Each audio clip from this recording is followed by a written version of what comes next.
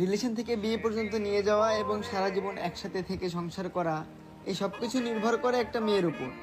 একটা মেয়ে যদি চায় একটা খারাপ ছেলের জীবন সুন্দর করতে পারে, আবার একজন ভালো ছেলে সুন্দর জীবন ধ্বংসও করতে পারে। একটা ছেলের মানসিক শান্তি নির্ভর করে একজন নারীর উপর। পুরুষ নারীর কাছে মানসিক শান্তি খুঁজে।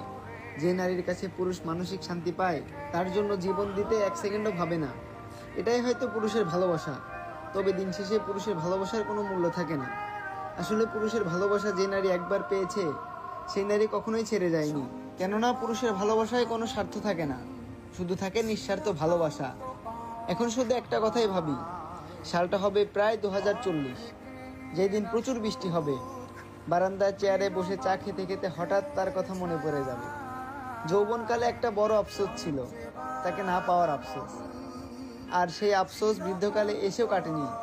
হাতটা বুকের ডান দিকে রেখে কান্না করতে করতে বলবো, সে ছিল আমার দেখা সবচেয়ে সুন্দর নারী। সেই 2025 সালে আমার চোখে দেখা সেই জেনারেশনের শ্রেষ্ঠ একজন নারী, যাকে আমি নিজের থেকেও বেশি ভালোবেসেছিলাম। কিন্তু আফসোস, সে আমার ভাগ্যতেই ছিল না। ভাগ্যে থাকলে হয়তো এই জন্মেই পেয়ে যেতাম। কেননা পুণ্যজন্ম বলতে কোনো কিছু নেই। সবশেষে মানুষ আমাকে মুভ অন করতে বলে, কিন্তু আমি একটা কথা বিশ্বাস করি, মুভ অন বলতে কোনো কিছু হয় না। কেননা আপনি যাকে ভালোবাসবেন, তাকে কোনোদিনও ভুলতে পারবেন না।